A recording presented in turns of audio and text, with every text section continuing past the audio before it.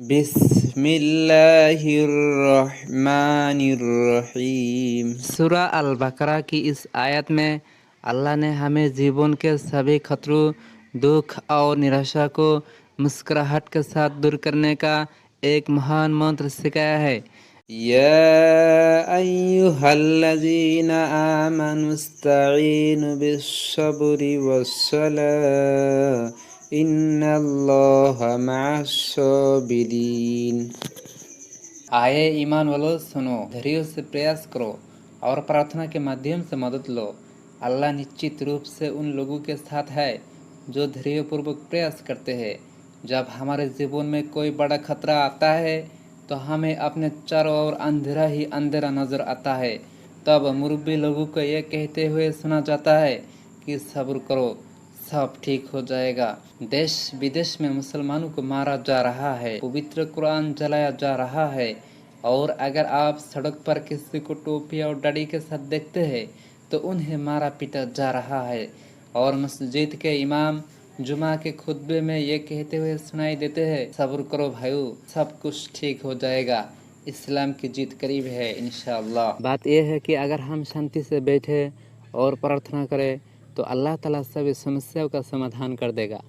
इन अत्यधिक भ्रामक भ्रांतियों का मूल कारण सब्र के वर्त की उचित समझ का अभाव है और कुरान करीम की इस आयत में इस्तेमाल किए गए कुछ शब्दों का मतलब ठीक से न समझना। इस आयत में दो महत्वपूर्ण शब्द है, एक सब्र और दूसरा अस्ताइन। सब्र शब्द का सामान्य अर्थ धैर्य रखना है, लेकिन सब्र का अर्थ सिर्फ धैर्य रखना नहीं है। हम हाथ पांव बांध कर बैठे रहेंगे और अत्याचार सहते रहेंगे, हम स्थिति को बदलने के लिए कुछ भी नहीं करेंगे ये सोचकर कि अल्लाह ताला सब कुछ ठीक कर देगा। जबकि प्राचीन अरब लोग जब सब्र बोलते थे तो उसमें कमजोरी का कोई संकेत नहीं मिलता था। प्राचीन अरब कवि हतेमा तैर की एक कविता में है कि हमने तलवार से उनके खिलाफ दर्द और पीड़ा सहन की जब तक कि वो सभी चुप नहीं हो गए। जुहैर इब्ने अबी सुलेमान द्वारा लिखित एक और कविता में है, राजा के दामाद शक्तिशाली योद्धा के घोड़ों पर सवार होकर धैर्यपूर्वक प्रतीक्षा कर रहे थे जबकि अन्य लोग आशा खो चुके थे। इन उदाहरणों में सब्र के प्रयोग से पता चलता है कि सब्र का मतलब हाथ पर हाथ और पाँव पर पाँव रखकर बैठे रहना नहीं है। सब्र का अर्थ है स्थिति बदलने के अवसर का लाभ उठाने के लिए प्राप्तकर्ता का धैर्यपूर्वक इंतजार करना। धैर्य के 3 भाग होते हैं। नंबर 1, धैर्यपूर्वक कष्ट सहन करना। नंबर 2, स्थिति बदलते समय कोई भी पाप न करना। नंबर 3, अल्लाह की आज्ञाकारिता से मुंह न मोड़ना। आमतौर पर लोग सब्र का पहला अर्थ ही समझते हैं, लेकिन ये तीनों ही मुसलमानों के लिए अनिवार्य है। अगर इन तीनों में से कोई एक भी छूट जाए तो कुरान और हदीस के मुताबिक सब्र नहीं है। अस्ताइन का अर्थ है मदद मांगना, लेकिन इसकी प्रकृति का अर्थ है कि आपने अकेले प्रयास किया है लेकिन आप नहीं कर सके, अब आप सहायक चाहते हो। उदाहरण के लिए, आपकी कार सड़क पर खराब हो गई, आप उससे अकेले आगे बढ़ नहीं सके, फिर आपने सड़क पर किसी से अपने साथ धक्का देने के लिए कहा, यह अस्ताइन है। लेकिन अगर आप अपनी आरामदायक कार छोड़कर सड़क पर बैठ जाए और किसी को सड़क पर धक्का देने के लिए कहे तो यह अस्ताइन नहीं होता। यही कारण है कि हम सूरा अल फातिहा में कहते हैं, इय्याका नअबुदु व इय्याका नस्तईन। यथासंभव प्रयास के साथ हम अभी की इबादत करते हैं और अभी से मदद मांगते हैं। जब ये दोनों शब्द एक साथ होते हैं, अस्ताईन बिस्सब्र, तो इसका मतलब होता है कि स्थिति को बदलाने में कोई पाप नहीं करना, चाहे कितना भी कष्ट सहना पड़े। हलाल जीविका के लिए प्रयास करते रहना, अपना ईमान बनाए रखना और साथ ही अल्लाह से मदद मांगते रहना। सलाह या प्रार्थना शब्द का एक अर्थ संबंध है और सलाह का बहुवचन सलात है। प्रार्थना के माध्यम से हम अल्लाह के साथ अपना रिश्ता स्थापित करते हैं, उसे हमेशा याद रखते हैं। अल्लाह ताला ने हमें 5 दैनिक प्रार्थनाएं दी है ताकि जब हम काम में व्यस्त रहे, हिंदी सीरियल देखें, खेल देखें या पूरी रात वीडियो गेम खेलें तो हम उससे ना भूलें, क्योंकि उसे भूलना हमारे विनाश की ओर पहला कदम है। जब हम अल्लाह को धीरे धीरे भूलने लगते हैं तो फिर हम धीरे धीरे बिना सोचे समझे बुरे काम करने लगते हैं और यही से हमारा पतन शुरू होता है। आए हम कुछ उदाहरण देते हैं कि अल्लाह ताला ने हमें इस आयत में क्या निर्देश दिया है। आप बहुत कोशिश करते हैं लेकिन बिजनेस नहीं कर पाते। महज कुछ लाख की रिश्वत ना दे पाने के कारण आपको नौकरी से हाथ धोना पड़ता है। लेकिन नहीं, आप रिश्वत मत दीजिए, मामा चाचा को मत पकड़िए, फ्लैट देने के लालच में मंत्री के पास फिर भी मत कीजिए।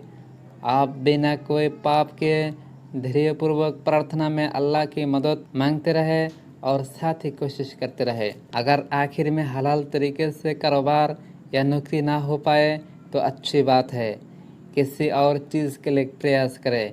अल्लाह पर पूरा भरोसा रखें। वो नहीं चाहा कि आपका कारोबार या जॉब आपकी भलाई के लिए हो या फिर आपके छोटे मोटे हितों को मानव जाति के व्यापक भलाई के लिए बलिदान कर दिया जाता है।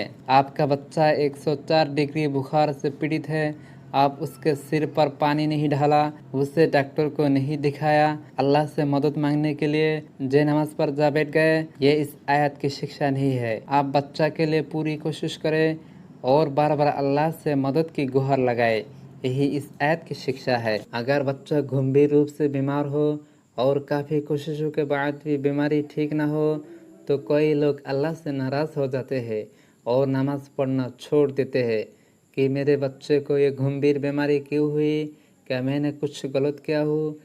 उस रिश्वत को चौधरी साहब के बच्चे को कुछ क्यों नहीं होता है।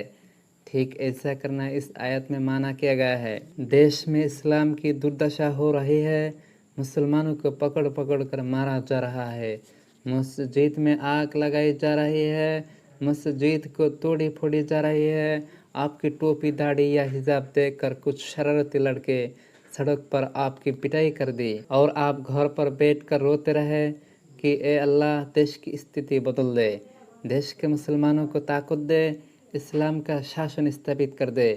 यह इस आयत की शिक्षा नहीं है। इस आयत की शिक्षा यह है कि अगर आपके पास विरोध करने का मौका है तो आप न्याय पाने के लिए पुलिस के पास जाए, ज़रूरत पड़े तो उन युवकों के खिलाफ मुकदमा दर्ज करें, न्याय मिलने तक प्रयास करते रहे।